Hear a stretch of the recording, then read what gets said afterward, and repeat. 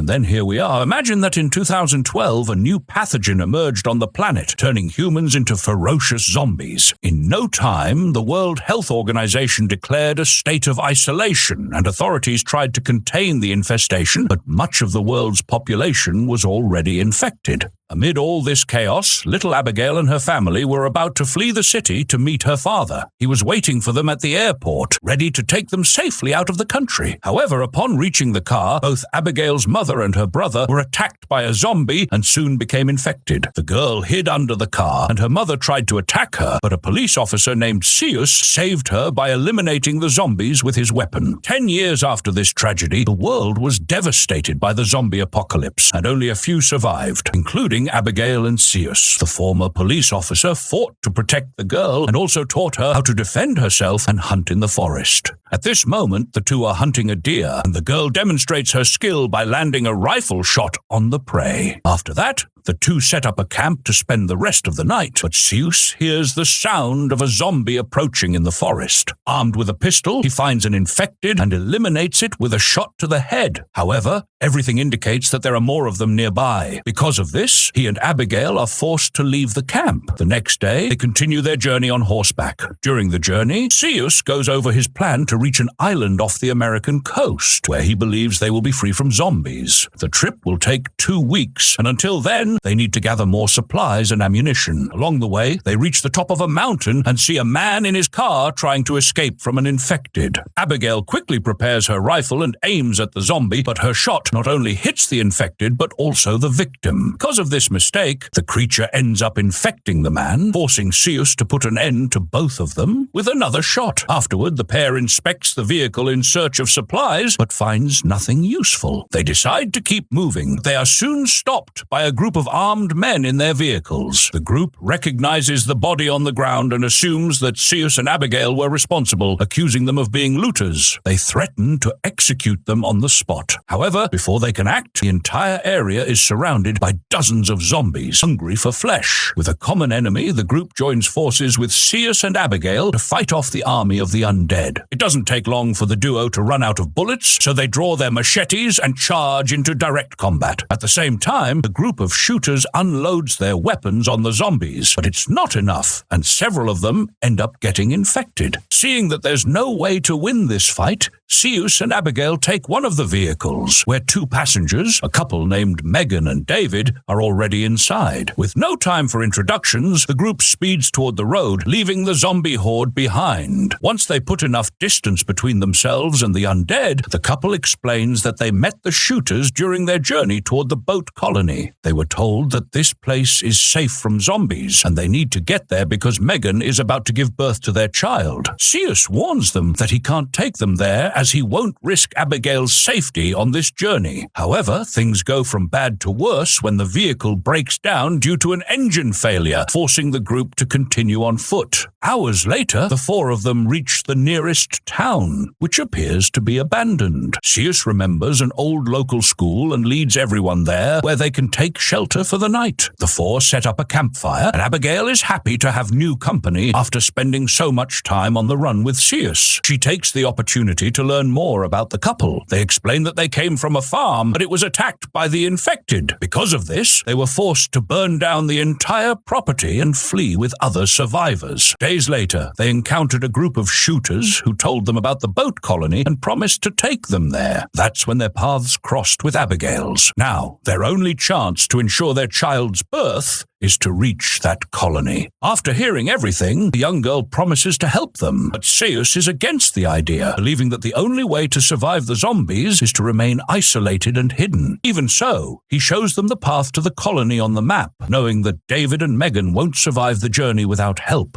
Abigail becomes frustrated with her adoptive father's attitude, but Zeus is resolute and heads outside to set up traps around the building. Just as he feared, far from there, the zombie horde has finished its feast on the mountain and is now following the group's tracks toward the city. The next morning, Abigail is on the rooftop, keeping watch while holding the only keepsake she has left of her family, a photo album. However, she soon hears growling sounds and notices unusual movement in the grass near the building's entrance. She quickly descends the stairs to see what's happening, only to come face to face with a zombie lunging at her. Thanks to her training, she dodges the attack and counters by slashing the infected's neck with her machete. She then rushes to find the rest of the group, but another infected blocks her path, trapping her against a window on the first floor. In a swift move, Abigail ducks and pulls the zombie toward the opening, sending the creature crashing to the ground. The force of her maneuver nearly causes her to fall over the ledge, but luckily, Sius arrives at the last second and pulls her back to safety. With the location now compromised, the group must leave immediately as the zombie horde draws closer with every passing moment. One of them reaches the entrance and tries to get through, but ends up triggering the trap set by Sius. As soon as it touches the steel wire, a nearby bomb is activated, blowing the undead into pieces. Thanks to this, Sius and the rest of the group gain time to escape the building, but they need to decide on their next move. The ex-police officer suggests heading to another city, but Abigail remembers that not far from there is the airport where her father used to work. There might still be a plane they can use to escape. Even though the route is risky, Sius agrees with the plan, and they take the road. They eventually stop at an abandoned building where they see a car with passengers inside, but all of them have been shot recently. Fearing that the shooters might return, Sius instructs the group to split up and search for supplies. Abigail and David head to the building next door, where they find a few cans of food and leave, unaware that her family was also hiding inside. Meanwhile, Sius finds weapons in the car's trunk, and once everyone regroups, they continue toward the airport. The road appears to be safe, but the family left behind in the building isn't so lucky. The zombie horde arrives, and one by one, they fall victim to the infected. Hours pass, and Abigail finally reaches the airport, but there are no planes in sight, making it seem like their journey was a waste of time. However, she spots a special hangar where her father used to work. Upon inspecting it, she discovers an aircraft in good condition. With this, they can reach the colony in just a few hours, but the engine still needs some repairs. David and Megan decide to stay behind to fix the plane, while Sius and Abigail check the airport facilities. During the search, Abigail finds an old photo of her father, who, given the zombie outbreak, likely didn't survive. She breaks down in tears, remembering her family, but quickly pulls herself together and heads to Sius, who is inspecting the watchtower. Unfortunately, through his binoculars, the ex-police officer spots the zombie horde. They have followed them and are now heading straight for David and Megan. The two sprint back to the plane in desperation. David shouts that he has managed to fix the aircraft, but it still needs more repairs. With no time left, Sius orders him to start the propeller. Abigail, who has never piloted a plane before, quickly skims through the flight manual and starts the engines. The plane begins moving, but it needs more speed to take off. As soon as they reach the runway, dozens of zombies start chasing after them. Abigail pushes the throttle, managing to outrun the horde. Everything seems to be going well, until one of the undead clings onto the wing and tries to break into the cockpit. Sius immediately punches the creature, followed by a gunshot that sends the zombie crashing onto the runway. Finally, Abigail manages to take off. Now it's only a matter of time before they reach the colony safely. However, as David warned, the plane still needs more repairs. Just minutes into the flight, the aircraft begins to fail. Abigail does her best to land it, but they crash into a tree, plummeting into the middle of the forest. Despite the impact, no one is seriously injured. But now, they need to walk to their destination while the zombie horde is still trailing behind them. Sometime later, the four arrive at an old train station with no sign of any zombies nearby. After making sure the area is safe, Sius takes another look at the map and realizes they still have 2 more days of travel before reaching the colony. As if things weren't bad enough, they are running low on supplies and ammunition and must continue their journey at dawn. The group rests for the night, with David letting his wife lie down on the bed while he goes to inspect the area, taking a pistol with him. However, Megan can't sleep and gets up to fetch the can of food they found in the abandoned building. Sius sees her and helps the young mother open it. As a token of gratitude for everything he and Abigail have done for them, Megan gives him one of her blankets. Sius appreciates the gesture and confesses that he once had a wife but lost her when the zombie outbreak took over the country. Since then, his only connection with others has been Abigail, but he still feels guilty for having to put down her mother and brother after they turned into zombies. Megan comforts him,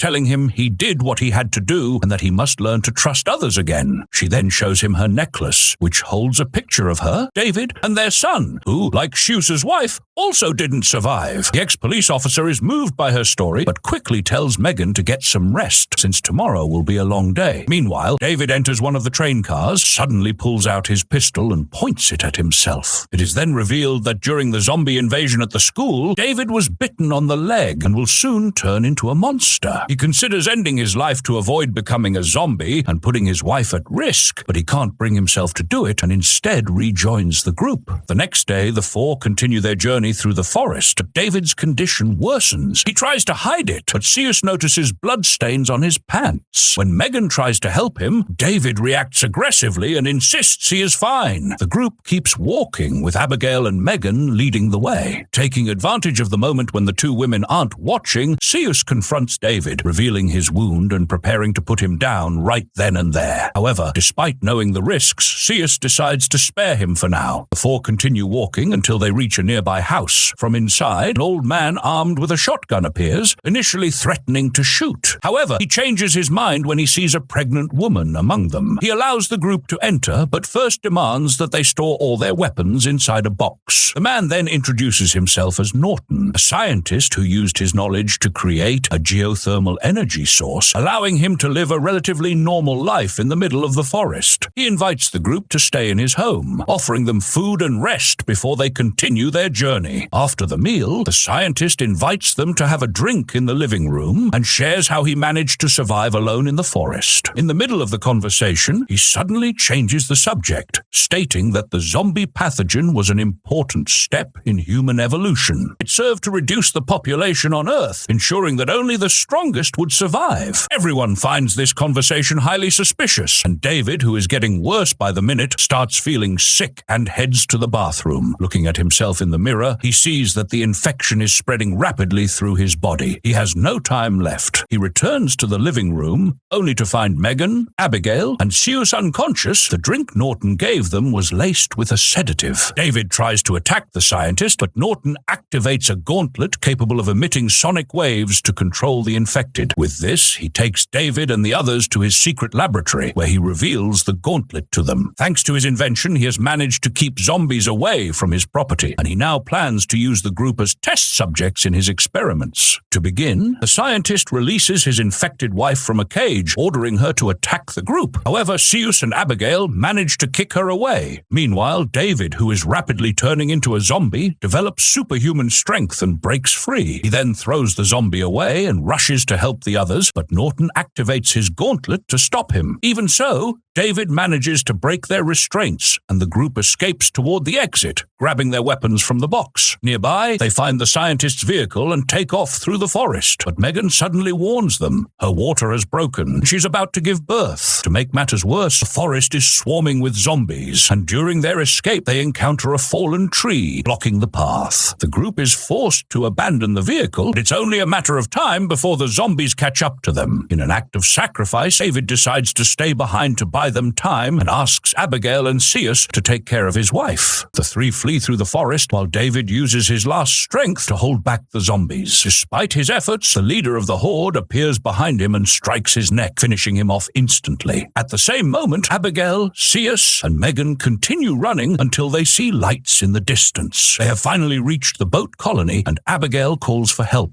Guards aim their rifles to eliminate the zombies, and upon seeing that the area is well protected, the leader of the undead orders his horde to retreat. Meanwhile, Seus, Megan, and Abigail are escorted into the colony. At dawn, Megan receives medical attention from the local nurse, and Abigail meets the residents, including a young man her age named Rodrigue. She finally believes she has found a safe place to live. However, Seus warns her that they will leave as soon as Megan recovers. The young woman refuses, insisting that she wants to stay in the colony and is tired of following Seus's orders. Their argument is interrupted when the nurse arrives, calling for Zeus. Unfortunately, she brings bad news. Although the baby was born without complications, Megan will not survive and has only a few hours left. Zeus goes to see her, and in her final moments, Megan names her newborn daughter Hope. Before passing away, she hands Zeus her necklace and asks him to take care of her daughter, just as he did with Abigail. Once again, Zeus is forced to endure another tragedy in his life. However, he honors Megan's request and takes Hope into his arms. Meanwhile, Abigail and Roderick grow closer, and when night falls, he introduces her to his friends at a party on the ship. Everyone enjoys the celebration, but Abigail becomes curious about exploring the vessel and heads to the engine room. Inside, she finds a device hanging from the ceiling and reaches out to press its mechanism. Roderick quickly stops her. It's a detonator. The young man explains that the colony members devised a backup plan, filling the ships with explosives in case the infected ever overran the area. In addition, he shows her an opening in the ship's floor leading to a submerged tunnel designed for a safe escape before the explosion. The party continues until dawn, and everything seems peaceful in the colony until the scientist Norton arrives with his sonic gauntlet. He has managed to lure the zombies to the location, determined to carry out his plan. Taking a boat, he commands the infected to cross the lake toward the colony. Within minutes, the zombies breach the ships, and despite the guards' efforts to stop them, the entire colony is soon surrounded by the undead. Chaos erupts, and many residents fall victim to the horde. Shortly after, Roderick realizes what is happening and rushes to help his friends, but he is attacked by a zombie that nearly bites his neck. Fortunately, Abigail swiftly eliminates the creature and urges the others to protect the survivors. Meanwhile, Zeus entrusts Hope to the nurse and sets off to find Abigail. However, instead of her, he comes across two young people cornered by a zombie. Before they can be bitten, he takes down the undead and continues his desperate search for his adopted daughter. Upon reaching the ship's deck, Zeus finally reunites with Abigail, and together they begin taking down the infected that cross their path. The young woman then apologizes to Zeus for her earlier behavior and warns that they must escape through the tunnel before the ships explode. They sprint toward the exit, but Abigail is suddenly stopped by Norton, who knocks her to the ground with a punch. Enraged, Zeus rushes to help her, but the mad scientist uses his gauntlet to summon a zombie to hold him back. Norton then throws himself and Zeus into a hole, but Zeus fights back, slashing a blade across the scientist's neck. Norton, however, recovers and activates his gauntlet, commanding the zombies to devour Zeus. Before they can, Zeus strikes the device against the wall, destroying it completely. With the gauntlet broken, the zombies are no longer under Norton's control and immediately turn on him, tearing him apart within seconds. The mad scientist is finally defeated, but Zeus and Abigail still need to escape the colony before it's too late. They rush toward the tunnel, but the zombie leader grabs Abigail and slams her to the ground. Zeus quickly picks up an oar and knocks the infected away. In that moment, Abigail notices a bracelet on the zombie's arm with the name Abigail engraved on it. Realization strikes. This monstrous leader is none other than her real father. However, there's no time to dwell on it. Zeus pulls her away, and they hurry towards safety. Meanwhile, Roderick and the other survivors have already escaped through the tunnel and hold the detonator, but Roderick hesitates, unwilling to trigger the explosion while Abigail is still missing. The others plead with him, urging him to press the button.